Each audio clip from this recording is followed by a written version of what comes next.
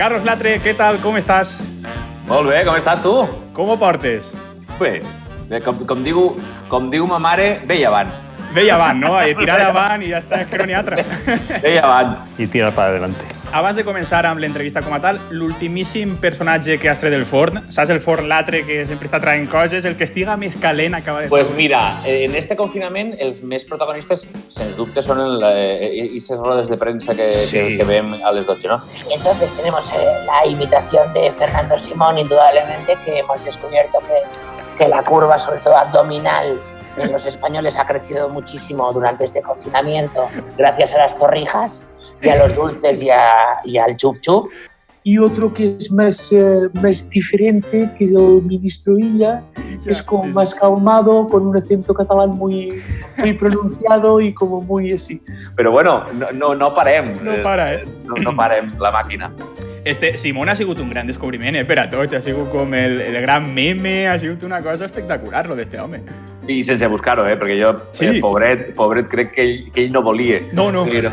Però no sé, és un home que se veu simpàtic, que se veu calmat, que ha passat a formar part de les nostres famílies.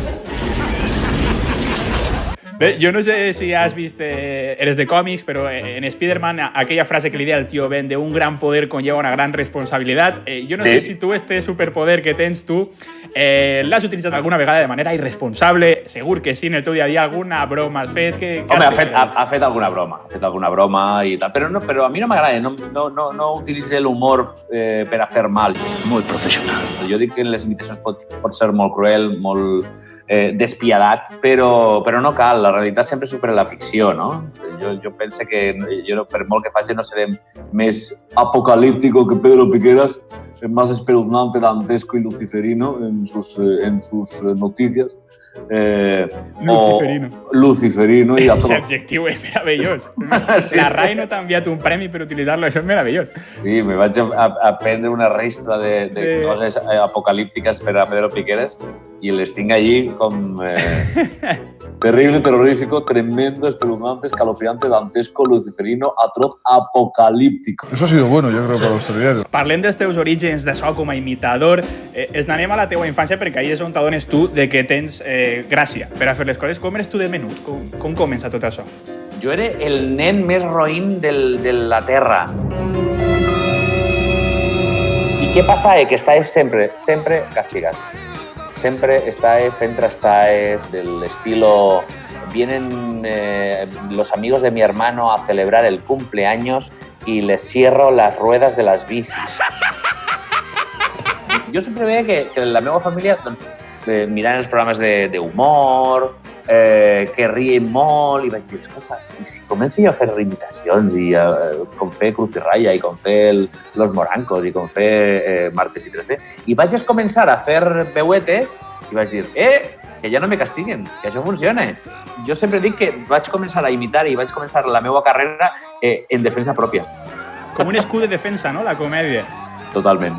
Me parece una molt bona opció. Eixa infància de la que em parles va ser a Castelló, perquè tu eres del Grau, tu eres grauer. Jo soc del Grau, jo soc grauero. El pique entre Grau i Castelló, això està superat, ahí n'hi ha pique. Jo crec que no n'hi ha pique, el que passa que és una coseta que el Grau és molt més bonico. És així, tenim el mar, tenim el port, tenim les barquetes... Com pegues tu el salt a Tarragona? Per què vas anar a viure aquí? La cosa és que els meus pares estaven a Tarragona perquè el meu pare treballa i treballava a Tarragona. Ara ja està jubilat, però treballava a Tarragona, entonces vivíem a Tarragona. Però tota la nostra família està a Castelló. Entonces vaig anar a néixer a Castelló, ha estat grans temporades a Castelló i ahí continuem, perquè tota la meva família està allà.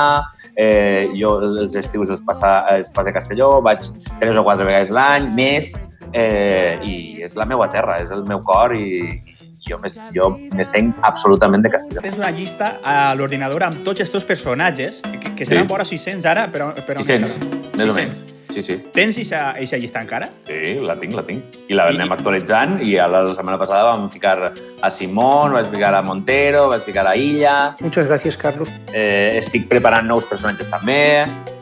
Com és aquesta llista? Què tens? El nom de personatge i observacions? Tinc per categories, per exemple, presentadors de televisió, futbolistes, showmans, actores, de tot. Com es controlen si aquests personatges? Es diràs de calfar-los de tant en quant per a que no s'atrofien? No sé, perquè clar, quan ho has de fer, ho has de fer, perquè... Sí, clar, perquè els personatges dicen de tindre actualitat. No sé, José María García, pues tienes que hacerlo de vez en cuando para retomar las voces y cosas así. Agradezco mucho tu gentileza. Volem comprovar si coneixes bé tota aquesta quantitat de personatges que conviuen dins de tu amb el nostre test de personalitat. Quin va ser el primer personatge que vas imitar? Mira, dels primers personatges van ser personatges dels dibuixos animats. Hacía, por ejemplo, al oso Yogi. Y a Bubu también. Y a Shaggy de Scooby-Doo. Oye, Scooby, que me parece que hay unos emparedados en la cocina. Y a Scooby, claro, con esa voz, Shaggy. Tots estos dibuixos animats m'encantaven. ¡Son de los nuestros! El que més t'ha costat de traure? Bueno, yo creo que el que más ha costado de perfeccionar ha sido Boris, ¿no? Porque imagínate, claro, ha sido tanto... Él es un personaje que tiene tantos matices, tiene tantas cosas diferentes, tiene tantas inflexiones, la musicalidad a la hora de hablar es muy chévere. Tu, amb Boris, mira ara que l'has tret, perquè te volia preguntar també. No et passa que tu, t'ho hauran dit segur que ja eres més Boris que el propi Boris perquè el tens interioritzat, milimetrat com ningú? Sí, clar, però no és així, perquè ell és tan ric, ell va canviant moltíssim, però... Sí, ell canvia moltíssim, no és el mateix Boris al començament que era més agut, ara és mucho más grave, ara tiene una voz mucho más cultural, és absolutamente diferente. I tu canvies amb ell. Clar, tu has d'anar evolucionant. Para mejorar todavía más ese estilo. En el cas de Boris, també tu, quan vas conviure en ell al Cròniques, també pot ser que això faci que el tingues més pillant, ¿no? A nivell més personal, pot ser? Pero por supuesto, yo sé, yo he pasado horas y horas y horas con el camerino, hemos vivido momentos dulces, momentos salados, momentos agrios, hemos vivido momentos de todo. Ara és l'últim Boris, és veritat, el que ja no... Ara és un Boris més... Un poco más escritor, más serio. Sí. Mira, jo pensava que anaves a dir-me el que m'està costant treure la risa del Risitas, tio, que és ahí com super... Bueno, me va costar moltíssim perquè al començament era molt difícil perquè jo no... Mira, per exemple, me costava molt aguts, com esta risa de... que és molt alt, o personatges molt greus com Pepe Navarro. Pepe Navarro, por ejemplo, yo tenía que hacer un ejercicio realmente muy... de baixar la veu, d'obrir la gola, de... anar baixant, hasta que de repente te acostumbras a hablarlo con esa voz. Y es mucho más grave. Mira qué guapo, qué hombre, cómo habla y qué corbata lleva. El que més aguts té, quin seria? El personatge que més aguts té? Les dones, perquè ja partisses d'una veu més aguda, no? Més aguda i més fina. I jo que tinc una veu més aviat greu, és difícil les dones. Però així aguda, per exemple, Roberto Carlos, és una veu, el jugador del Madrid, pero vamos a hacer, que es muy aguda, que es muy arriba, que con el acento brasileño, principalmente, hablamos rápido y tienes que acostumbrar a hablar rápido. ¿Cuántas alegrías me has dado, no? I ara el que més greus té, Pepe Navarro estaria per ahí, no? Quin és el que més greus té? Mira, Pepe Navarro es molt greu, pero es una voz como más arriba. Es una voz como, es desde la garganta, pero más arriba. Luego tienes voces más ambulosas, por ejemplo, que la de Carlos Herrera. Ostras, Carlos Herrera sí que... Carlos Herrera, que es más musical, señoras y señores, me alegro. Debo reconocer que había parodias geniales. La de Bad Darth Vader, que sería Constantino Romero, que sería la más, que es... yo soy tu padre. ¡No! El que més has imitat, tu sabries qui és? Home, jo crec que Boris. Boris, ¿no? Boris és el que més és... Sí, perquè ha estat sempre en el temps. Yo le agradezco muchísimo. El que més disfrutes? Ui, com t'identifiques amb ell? Molts. M'agrada fer a Julio Iglesias. ¿Y lo sabes? M'agrada fer a Rajoy, m'agrada fer a... Bueno, por ejemplo, Andrés Iniesta, que es un personaje que aparentemente no es muy expresivo, pero que la verdad es que tiene su gracia, ¿no?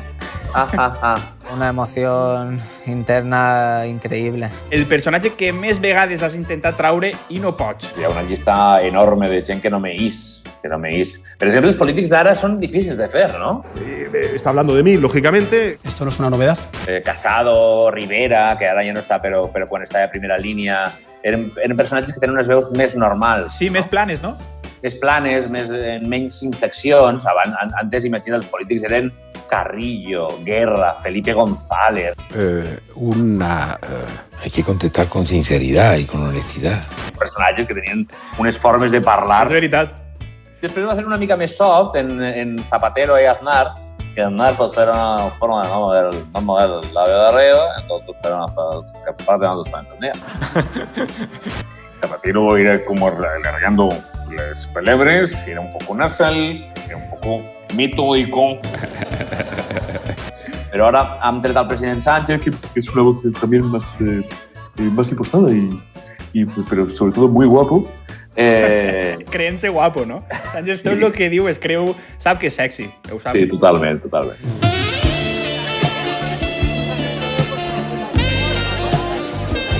Les imitacions femenines, com es treballen? Perquè això costa molt. A mi, per exemple, m'apassiona la de Amaya Montero. En el cas d'Amaya Montero és una barreja de la part de la gola i la part del nas. Y es como si estuvieras constipado, así constipado, y como si fueses alguien en las ardillas, un poco. ¿Allá? Es un poco de efecto ese. Es un poco... un café con sal, ya no sé llorar. És com una miqueta així, aquesta barreja. ¡Lo ha clavado! Mira, ja que estem, vas a permetre-m'ho, amb invitacions a la carta, Ferran Adrià... Buenas noches. Què opina de tots els xefs estos que estan iniciant ara en el confinament? Saps que ara la gent està loquísima fent coques, pastels... Bueno, lo que estamos viendo es una explosión, ¿no?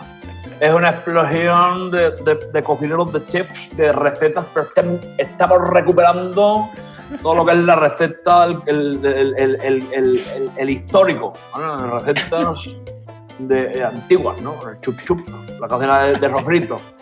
¿Pero qué dice este señor? Clar, després de tantes imitacions i veus en tu, en una mateixa persona, t'has plantejat alguna vegada si la teua veu ja no és la teua veu? Saps? Això rotllo Matrix. No, mira, jo la tinc molt clara i a més és com casa. És com una zona de confort, no? Sempre m'agrada tornar a la meva veu i a la meva forma de ser i descansar una miqueta de veus, també. És com el grau de Castelló, no?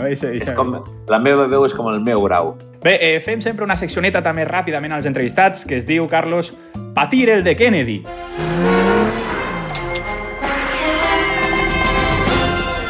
Patir el de Kennedy, val? Ens has de contar un moment de patiment de Terra Tràgam que recordes. Que al mig d'una funció del 15 anys no és nada, que és l'última, un senyor va vindre una ambulància perquè se la van portar perquè li va donar un jamacuco de tant de riure.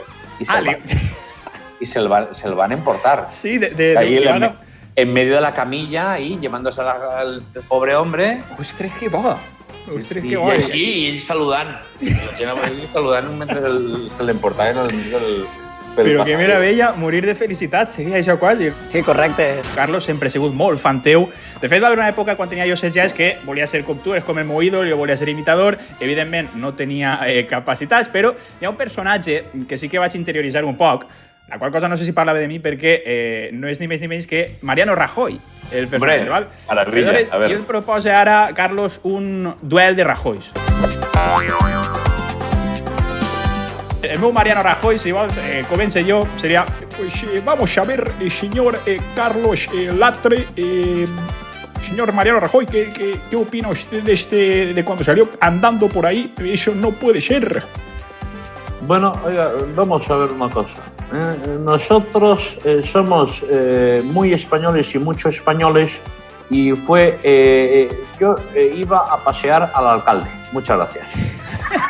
Pero si usted sabe que no es el alcalde, sino es el vecino el que elige al alcalde y sale el alcalde porque quiere que sea el vecino y sale a andar por eso. Bueno, nosotros somos sentimientos y tenemos personas humanas. Eso es así de claro, ¿no? Yo soy registrador, a mí que me registre. Muchas gracias. Pero si los catalanes hacen cosas. Hombre, y las máquinas. ¿Y la europea?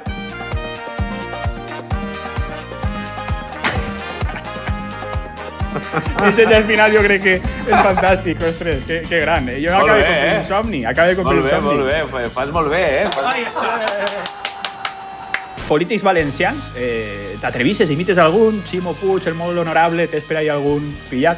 Pues mira, no l'ha fet mai, però home, ell té una veu com molt baixeta. Oiga, un poquito, por favor, ¿no? Molt bé. Mira, veus, ja tinc un repte per... Vinga, te llancem. Per la següent entrevista, farem a Ximo. Carlos Latre, moltes gràcies per estar amb nosaltres avui. Pues un plaer molt gran i no res, encantat d'acompanyar-vos. Que vagi molt bé. Gràcies.